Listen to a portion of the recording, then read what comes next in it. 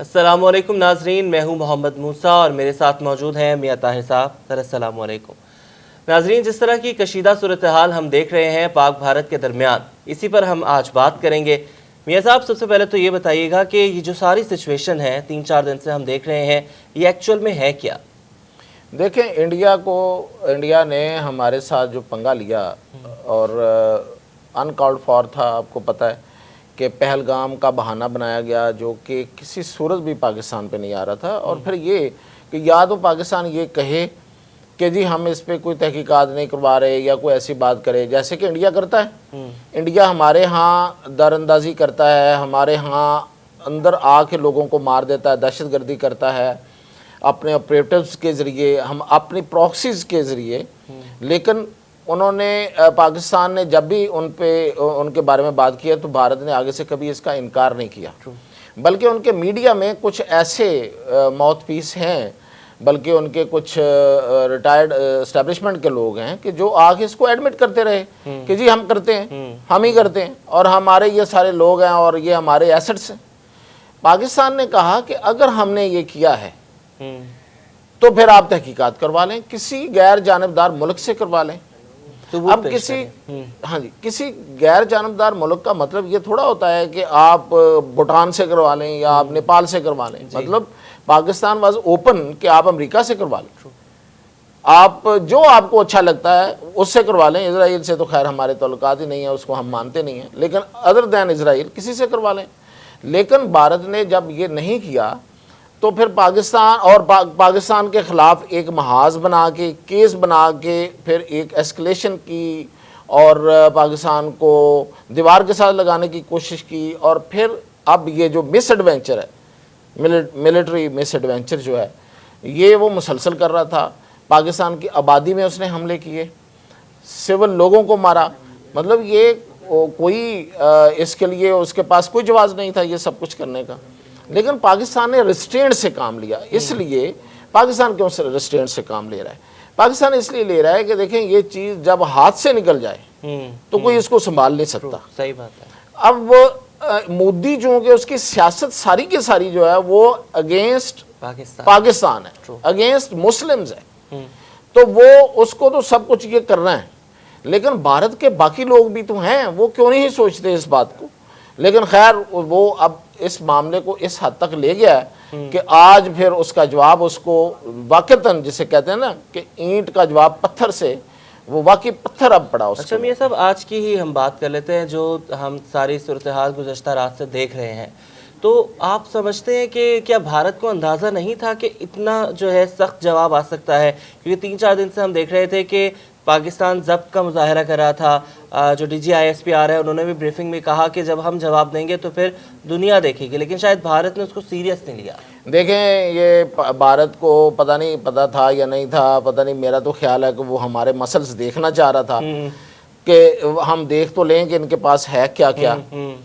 دیکھیں، ہم بہت پہلے سے ہم کہہ رہے تھے، میں ذاتی طور پہ میں نے ایک بھارت کی ایک جو اس کا آرسنل ہے، جو اس کا اسلحہ ہے، جو جس پہ وہ فخر کرتا ہے، جو اس کا غرور رہا ہے، اس کی ایک میں نے پکچر بتائی ان کو کہ بھئی تم نے جتنے طیارے بنائے، تم نے جتنے ٹینک بنائے، تم نے جتنا گنز بنائی، ہیلی کاپٹرز بنائے، یہ جو شپ ہے، جو ایئر کرافٹ کیریئر ہے وہ بنایا، وہ کسی کام کے نہیں ہے.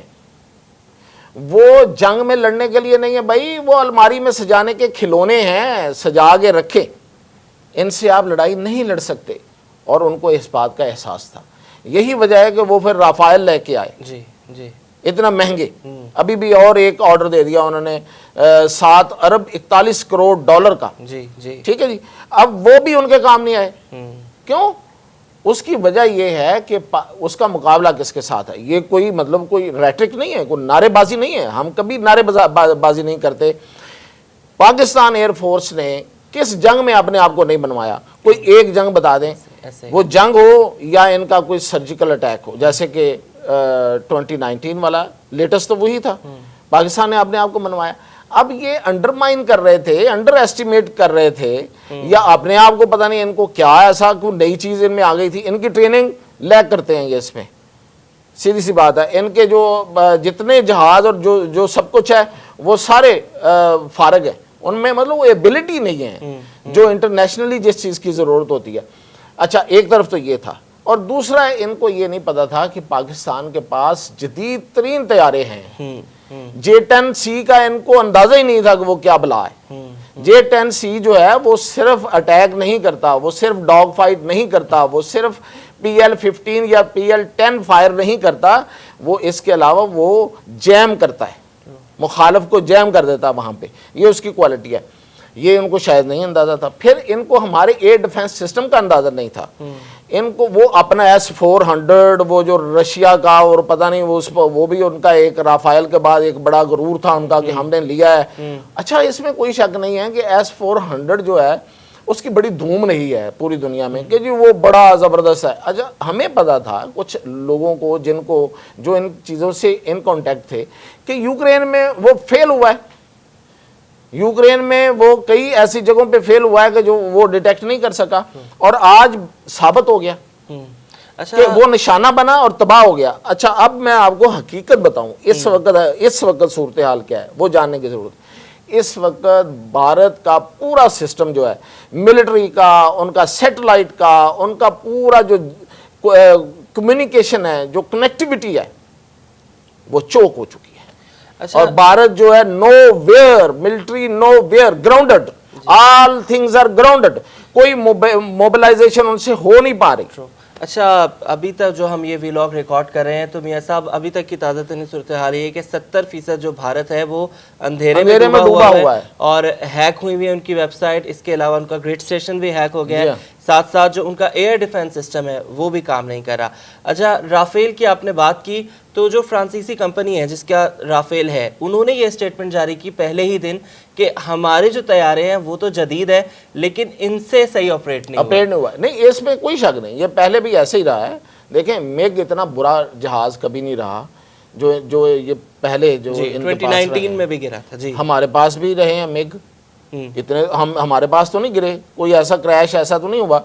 یہ تو چلانے والے کی مہارت ہے، اور وہ وہاں پہ نہیں ہے، مان لیں اس بات کو، جو بھی ریزنز ہیں اس کو تلاش کریں بھائی، جا کے اپنے آپ کو پہلے لڑنے کے قابل تو کرو، اپنے پہلے مسل تو بناؤ پھر لڑنے آؤ۔ اچھا ان کا یہ خیال ہے، اب یہ جب ان کے بات کرتے ہیں جو بیڈ ماؤتھ اور بگ ماؤتھس ہیں، وہ جب یہ بات کرتے ہیں کہ پاکستان ایک لمبی پٹی ہے اور ایک کمزور ملک ہے اور اس کو ہم ایسے کھا جائیں گے اور ایسے کر دیں گے، کیا مطلب؟ ابھی آج دیکھیں، آج اس وقت کی صورتحال جس طرح آپ نے بتایا ہے کہ 70% آف دا انڈیا اس وقت بلیک آؤٹ میں ہے، اور پورا میں نے جیسے کہا کہ پورا سسٹم یہ جو آپ کہہ رہے ہیں نا S-400 تباہ کر دیا انہوں نے۔ یہ 1.5 یعنی کہ 1.50 ارب کا نقصان ہوا ہے ان کا، یہ جو ایک S-400 جو تباہ ہوا ہے۔ اس کے علاوہ جو ان کے جتنی ان کی جو سیٹلائٹ تھا وہ جیم ہوا، ملٹری کا سیٹلائٹ، اور جتنے ہیڈ کوارٹرز اور جتنے طیارے ان کے جو گراؤنڈڈ تھے وہ جس طرح ہمارے ہیں جو ایئر فیلڈز تباہ ہوئی ہیں۔ ایئر فیلڈ کا مطلب یہی ہوتا ہے، وہاں طیارے ہوتے ہیں اور وہ جو جہاں سے انہوں نے اڑنا ہوتا ہے وہ سارے کا سارا انفراسٹرکچر جو ہے وہ ادھیڑ کے رکھ دیا۔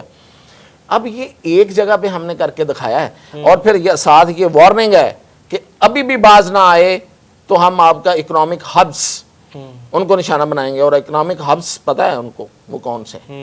وہ ممبئی ہے، وہ بنگلورو ہے، اور وہ یہ نہ جانے، یہ نہ ان کو وہ سمجھیں کہ بنگلورو تک ہمارا کوئی میزائل پہنچے گا نہیں، جب پہنچے گا تو ان کو اس وقت بھی پتہ چل جائے گا۔ اس وقت ہاں آپ سوال کر رہے تھے۔ اچھا میاں صاحب جو ایک میں امپورٹنٹ کوسچن کروں گا، ان کا میڈیا جو ہے، ان کا میڈیا کا کردار ہمارے سامنے ہے، جھوٹ بولتے ہیں پاکستان کے، اپنے خبروں کے اندر تو پتہ نہیں کتنی دفعہ وہ پاکستان کو تباہ بھی کر چکے ہیں، لیکن کیا آپ کو لگتا ہے کہ ان کی سیاسی قیادت بھی وہاں سے رہنمائی لے رہی ہے جو انہیں پتہ نہیں چل رہا کہ وہ کر کیا رہے ہیں؟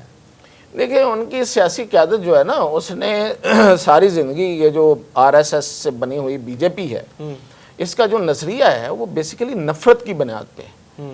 جب آپ کا نظریہ جو ہے وہ نفرت کی بنیاد پہ ہوگا تو آپ کیا اس سے کیا ہوگے گا؟ وہ جو پودا ہوگے گا وہ بدبودار ہوگا۔ اس کے جو جتنے یہ مودی اور باقی جو قیادت ہے ان کا یہی خیال ہے کہ یہ اسی طرح وہ لوگوں کو بیوقوف بنائیں گے اور اپنا ووٹ حاصل کریں گے اور اقتدار میں رہیں گے. یہ بہت موٹو ہے. اس کے علاوہ ان کا کیا ہو سکتا ہے؟ انڈیا کو جتنی ترقی دی ہے مودی نے وہ سب کے سامنے ہے کہ کیا ترقی دے لی ہے اس نے. مطلب جس جی ڈی پی کا اور جس گروتھ کا وہ دعویٰ کرتا رہا وہ آج نظر تو آ نہیں رہی ہے. چند جو سرمایہ کار ہیں وہ فلورش ہوئے اس کی چھتری تلے. اس نے ان کو کھلا ہاتھ دیا اور کھل کھیلنے کا موقع دیا. وہ ٹیکس بہت بڑے ہیں، جی بہت بڑے ہیں. تو اس لیے یہ تو انہوں نے غلبہ حاصل کیا ہوا ہے اس وقت. انڈین سوسائٹی کو ہائی جیک کیا ہوا ہے. یہ تو انڈین سوسائٹی کا مسئلہ ہے، ہمارا نہیں ہے.